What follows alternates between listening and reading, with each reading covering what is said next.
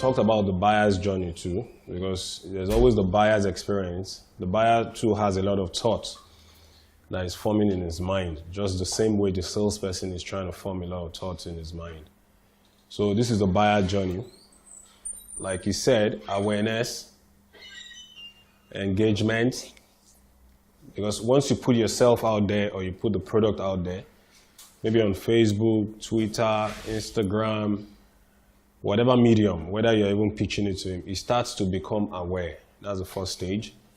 Then engagement, he starts to click on that page. But I could give you the link anyway after the...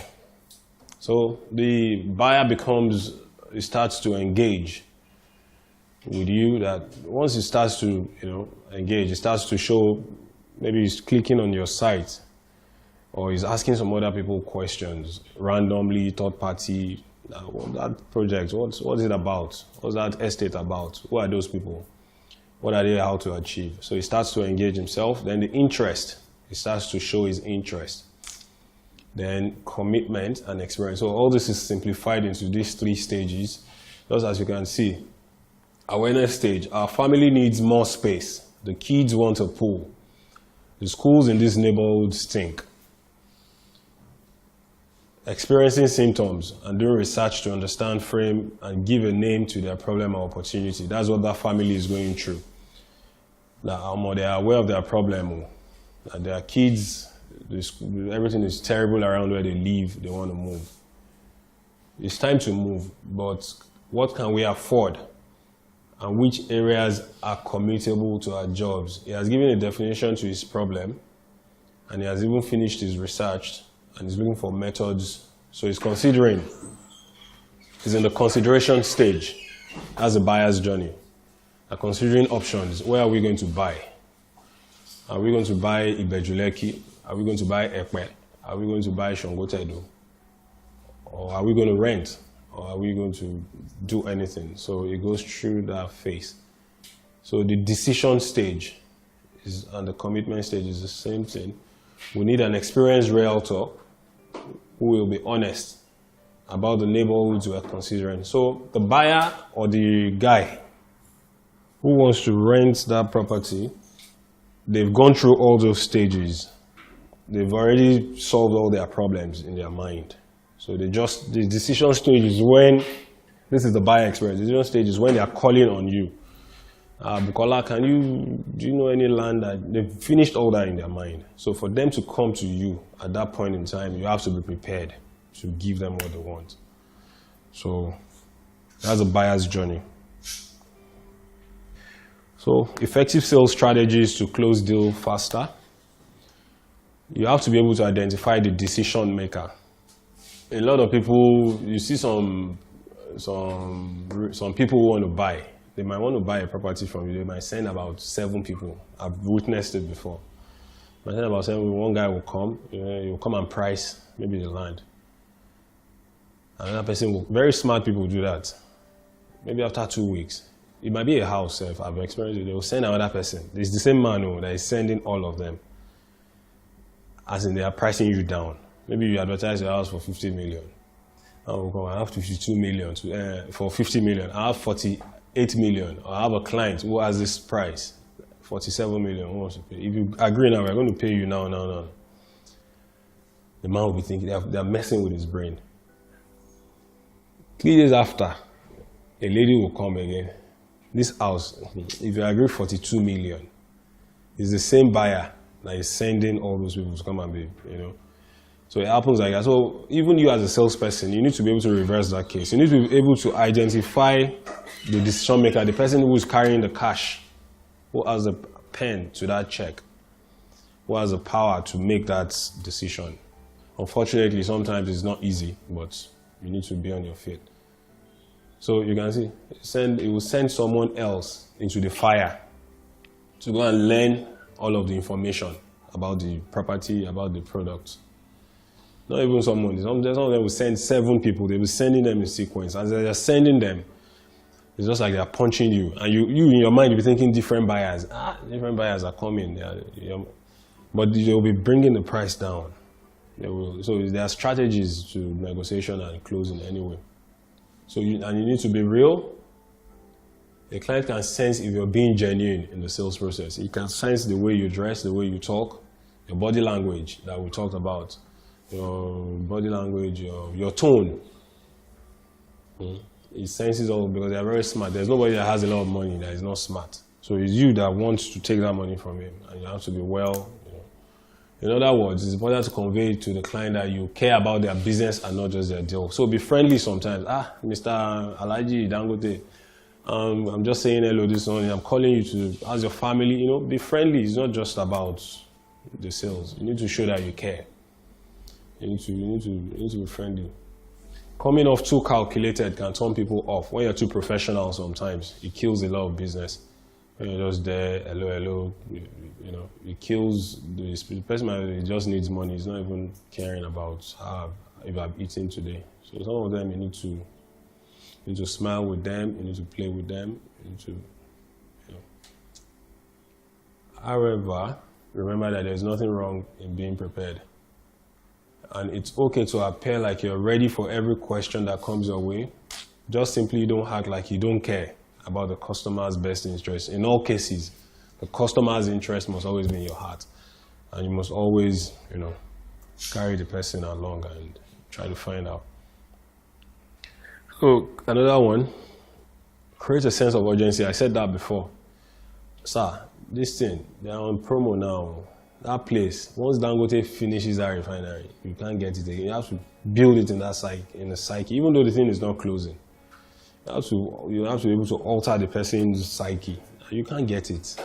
In the next 1 month, if you don't make your decision now, you'll finish buying it though. The person has to think, if you invest this money now, this is the best time to buy. This is the best time to do what you want to do. So sometimes different strategies to talk to the person. Then attach a deadline. Like I said, attach a deadline to the deal to help give the client an incentive to commit. Deadline. So if you don't have all the money, there's a payment plan. You now show him the brochure or the flyer. You can do instrumental payments. It's not by force for you to pay everything. There's a payment plan. It's a well-structured company. I remember that as it pays, you get your commission, even if it drops it in bits. It's not necessarily for you to have the money in bulk, sir. There's a payment plan. That's another alternative.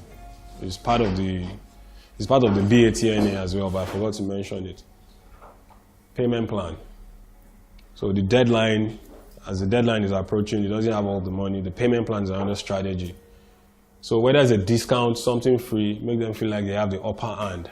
Then this does not mean you rush to the customer. It simply means you're trying to give them a little extra reason why your product or your service is the right choice, and the right choice is now. You should be able to close it as soon as possible.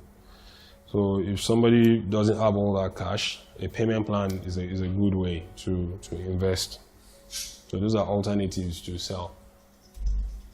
Then objections.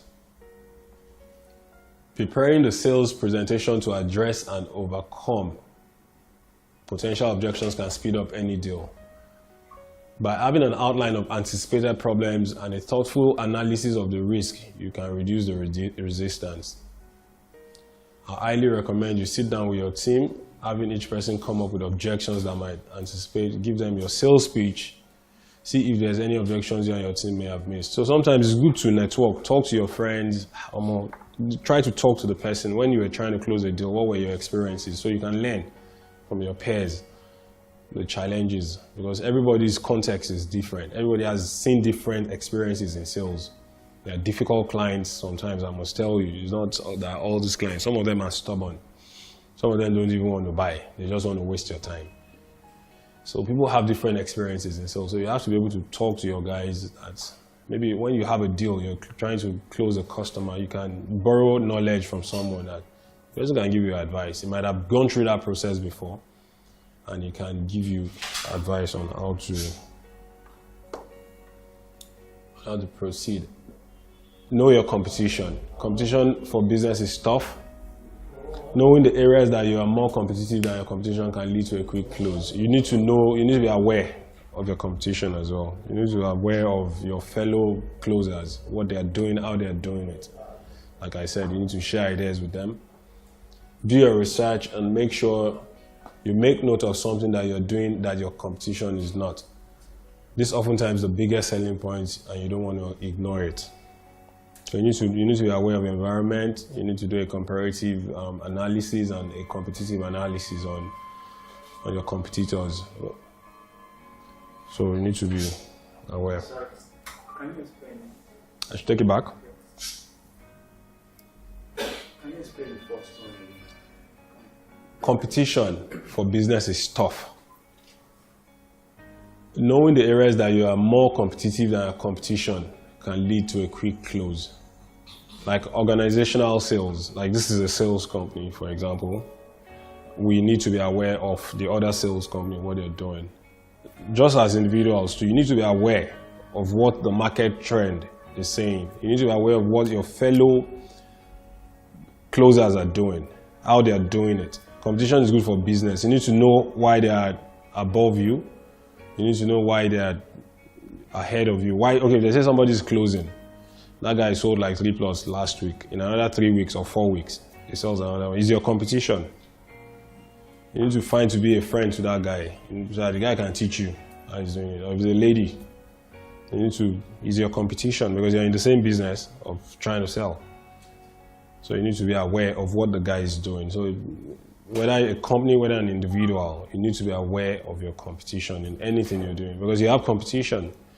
If you're trying to sell a product, 1,000,001 people in Lagos State are trying to sell that product too. So different strategies, different approach to it. So watch what you say. This is the last one. You need to be very calculative. Don't put your foot in your mouth. Keep it to the point.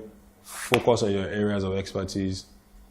You want to be real and not personable, but you have to remain professional. So it's a whole lot of, sometimes you need to be professional, sometimes you need to be personal, sometimes you need to be friendly. So you guys at least should be able to, from all this, you should be able to look inward and start to develop your own sales strategy. So these are essential traits of a skilled negotiator. You have to have empathy. You have to have the sense of responsibility. Then you have to show respect, flexibility, fairness, personal integrity, patience, self-discipline, humor, and stamina. Indispensable skills to negotiation. Skilled negotiators are well prepared. They define their position of strength and they define their limits. They are skilled communicators. They have to be able to talk with clarity. When you're talking, and they have good listening here, you have to be able to listen to the needs of the client because it's asking you questions. It's asking you questions too. And I like that part that Dan Locke said when he was talking about prospects that lie. And I said it earlier, some of them are they are very dicey. They don't even want to pay, some of them don't even want to pay you commission. These prospects, these guys, especially when you're selling a house. I don't know about land, but you're selling a house, you're renting, some of them are going behind you, so you have to detect the crooks out of them. You have to be able to know them. And when you listen very well, you're able to determine the type of personality they have. So you know how you can approach them, how you can attend to them. Skilled negotiators are skilled communicators. They listen attentively, include body language, messages, responses sent through facial expression, close reception. So everything, you have to watch everything. As long as you are in the spotlight with that client or that prospect or whatever, you need to be aware. You need to be aware and you need to be able to see what's going on. So you need to be able to ask questions, just like Dan Locke said. You need to query. You need to ask questions. Assumptions, use well-crafted, open-ended questions, just like you said, what, why, and how. Don't be afraid. And it gets those people to reveal their needs. They tell you their needs, they tell you their budget, they tell you why they want to close that deal. Is there any other thing, like, madam, do you need me to expatiate on any other thing? All right. Skilled negotiators are emotionally neutral, regulate your emotions, no strings attached. You need to be emotionally neutral. There's no sentiments at all. There should be sentiments, but you need to control it. Because some of these guys, they play on your emotions sometimes. I can remember in the past I've lost so many deals when I was learning sales. Because I'm emotional, the guy will just give you one sweet story like that. He just bypass you, like you go like this, close the deal, pay the commission, he won't give you. So you need to be emotionally neutral. Know your personal strengths and weaknesses. And emotional distance helps you to neutralize the situation and you avoid conflict, time out. If things are getting murky, you take time out. If you see that the sales process or the negotiation process or the closing process is getting too tedious, getting too muddled up, you know when to say, you know how to slow down. So self-confidence will help you a lot, and self-control. Skilled negotiators also find pain points and solve them. It's a simple formula. Solve their problems and people will be grateful. That's a fundamental rule of business and life. People make decisions in order to solve a problem. They want to buy that house for that value, to double their money. So you must know why that guy wants to buy. He wants to buy because he's selling 10 million, he wants to pay 10 million for that land. Some of them want to wait after 5 years. That guy will come back there, will sell that land, the land would have appreciated to 50 million. So you must know. Some of them might be lying to you, self. I want to live here with my family. They lie, you just want to buy and keep. So you must really know it's going to help you. And some of them want to move there and start building immediately. So you must be able to know their needs. Some of them want to, because of competition, like I said, because his neighbor on the mainland, maybe he was living in Magodo, his neighbor too has bought just because of competition. So I can say that I bought in that area. So you have to know the pain needs, the needs of those guys, so you can know how to solve their problem. So still on closing the deal, negotiate the process, set benchmarks and deadlines, try a shutdown move, take a break, bring in a trusted third party, change the lineup, set up a contingent contract. Then closing a deal is the ultimate goal to any negotiation process. You are not in need for fun because a lot of resources is being spent. You call, transportation, recharge card, email, Facebook ad and all that. So closing is always the ultimate. That's why you're in there. You want to close. You're not there to joke at all, so you must be aware. That is to say, each side moves to a final limit defined prior to the negotiation process. The buyer already knows where that thing is going. He knows his budget. He knows his zone of possible agreement. He knows his BAT, and he knows all that, how much he can. So you have to fit yourself into that, and you should know your boundaries and your guidelines, so you can pick it up from there. Then, using the skills above, you will significantly increase your chances closing the deal with a favorable outcome and avoiding a lose-lose. Whether you're building a rapport, whether you're building support or overcoming resistance, you're negotiating. We negotiate every day, in your house, in your church, in your mosque, in your office, in your workplace. You negotiate with colleagues. You might not term it as negotiation. Sometimes things happen and you have to let some things go. Sometimes you have to stand your ground to get that thing.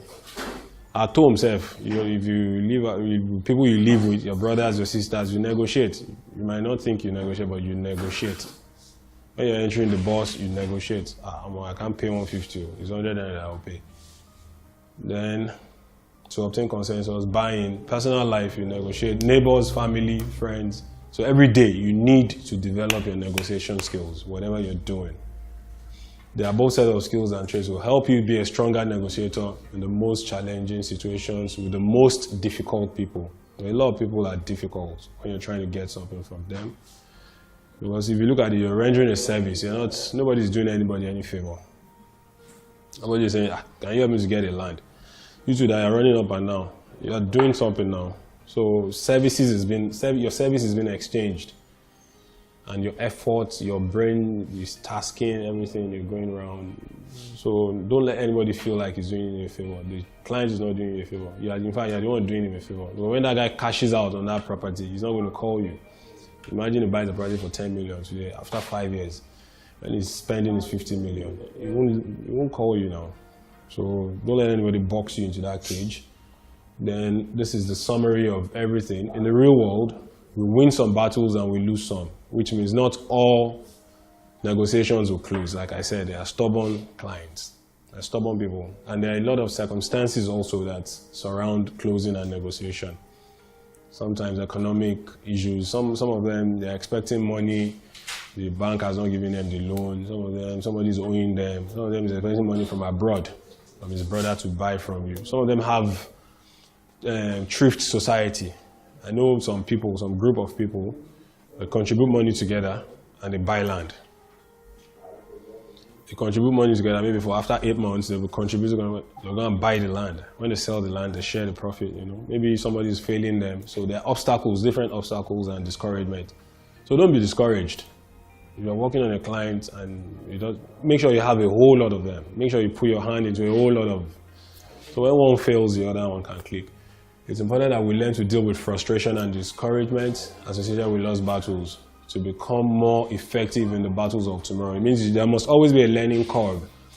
From the last sales you were trying to close, there must be something you took out of it. There must always be something you learned that you can apply in the next one. And you can see this number 3. It says, important lesson is the realization that not all people are agreeable and easy to deal with. Some people are naturally like that. They like to use people. They just use you. Take about 5 people with you giving you the same task. At the end of the day, they won't even patronize anybody. So once you know those kind of people, time wasters, just move on, because they will drain you emotionally, and you know. So you move on to the guys that are serious. So difficult people to deal with, many personalities we encounter can help us to be more successful in interactions and we may attempt. Unfortunately, people demonstrate traits even as adults that may be counterproductive. Any discussions that requires a decision at some level with an unexpected outcome involves and requires negotiation skills. So we need to perfect our negotiation skills every day. We need it everywhere in life. We need it. So we need to work on it all the time. We need to perfect it. All the information we need is around us, and we should always strive to push ourselves. Do some, our mobile phone, this thing is a very powerful tool. Go on Google, check anything. Just type it there. This thing will link you to somewhere again. Even that thing you're asking, how to generate leads on this thing, you check on Google. I'm sure on YouTube, it will link you to YouTube. You see videos of, you know. So we should stop comparing ourselves to others, because you don't even know that some other people are comparing themselves to you. I've seen it. It has happened to me before a couple of times. At times I don't even have money. I don't have €1, but I've met people who have billions. They will tell you they wish they were like, maybe you have one talent that they don't have.